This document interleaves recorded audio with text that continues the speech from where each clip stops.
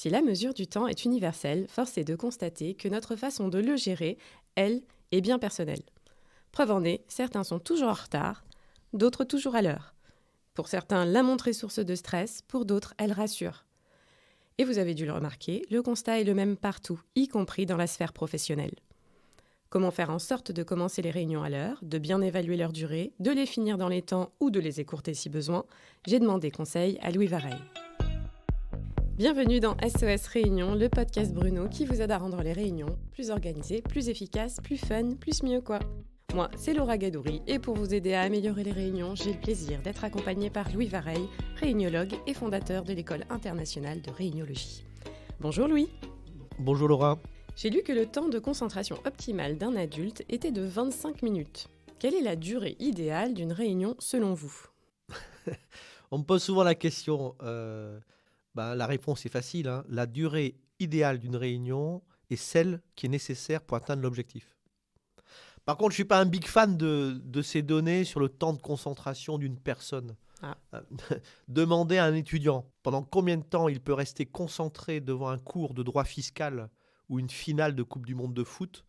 J'anticipe que la valeur de 25 minutes sera incorrecte dans les deux cas. Pas faux. Alors surtout, il ne faut pas partir sur la même durée par défaut, quelle que soit la réunion. Il est souvent question de la loi de Parkinson. Ça n'a rien à voir avec la maladie, hein. Mais la loi de Parkinson nous dit que toute activité va occuper le temps qu'on lui donne. Prévoir que toutes les réunions durent 1 heure, c'est à éviter. Sauf à vouloir s'économiser le temps de la réflexion pour définir la bonne durée. Alors comment gérer le temps en réunion? Alors d'abord, il faut anticiper. Notamment le temps nécessaire pour accueillir les retardataires, pour lancer la réunion, pour traiter chaque sujet et prendre un peu de temps de respiration entre chaque sujet. En fait, première recommandation, je pense qu'il faut être pessimiste. Ensuite, il faut responsabiliser, c'est-à-dire qu'en fait, il faut donner des consignes précises à chaque porteur de sujet sur le temps qui lui est alloué. Et puis, il faut organiser et faire respecter. Donc, si on alloue un temps à un sujet, il faut d'abord le rappeler, ensuite le faire respecter, et on peut se faire aider par un timekeeper ou un gardien du temps. Comment fait-on pour anticiper correctement la durée d'une réunion? J'y reviens. Donc, lorsqu'on construit un ordre du jour, il faut mettre, comme je dis, un peu de jus de cerveau dans l'exercice. Plutôt que de dire 1 heure, 4 sujets, 15 minutes par sujet, mettre du jus de cerveau, c'est prendre le temps de se poser quelques questions. Quelle est la question posée? Combien de personnes vont contribuer? Quel niveau de complexité de la question? Est-ce que de l'antagonisme va émerger? Est-ce que le gardien du temps doit être différent de l'animateur? Oui, c'est mieux. Tout d'abord, en confiant cette responsabilité à quelqu'un d'autre, ça va réduire la charge cognitive de l'animateur. En plus, il y a un petit avantage, il y a au moins une personne qui n'a pas d'autre choix que de rester attentive durant toute la réunion.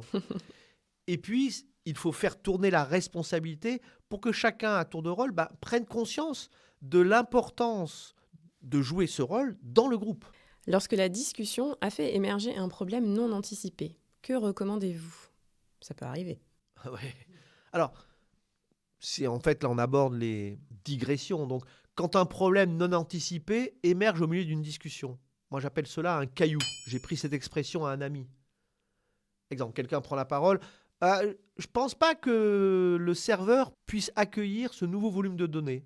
Et alors, qu'est-ce qui se passe? Il y a une discussion qui démarre sur les capacités du serveur, sur son âge, sur les 2 demandes formulées depuis 6 mois qui sont restées sans réponse de la part de la DG, et bla, et bla.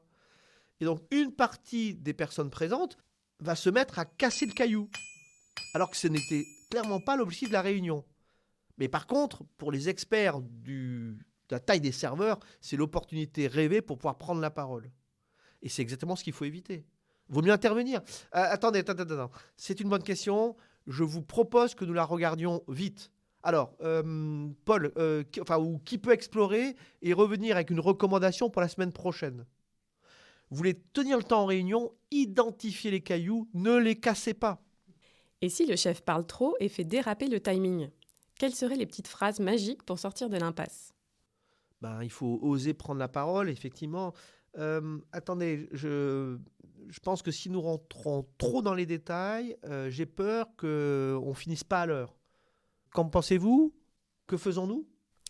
Et à l'inverse, a-t-on le droit de demander des prolongations? Pour moi, prolonger une réunion, c'est à éviter à tout prix. Ah. En fait, c'est quasiment du harcèlement psychologique. Et notamment s'il y a une demande du chef. Bon, on a presque fini, je vous propose de prolonger notre réunion d'un quart d'heure, une demi-heure. C'est bon pour tout le monde ? Et à ce moment-là, il est difficile de s'opposer.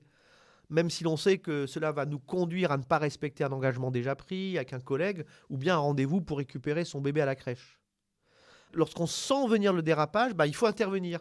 Je pense que nous n'allons pas pouvoir finir à l'heure. Que faisons-nous ? Quel sujet reportons-nous ? Ou bien, comment faisons-nous pour travailler hors réunion et finir la discussion autrement ? Pas de prolongation entre nous, il est temps de clore cet épisode. Merci beaucoup Louis. Avec plaisir. SOS Réunion, c'est fini pour aujourd'hui. J'espère que cet épisode vous a plu et qu'il vous sera utile pour améliorer vos meetings. Un nouvel épisode sera disponible prochainement. D'ici là, abonnez-vous et n'hésitez pas à nous laisser un commentaire sur les réseaux. À bientôt sur bruno.fr.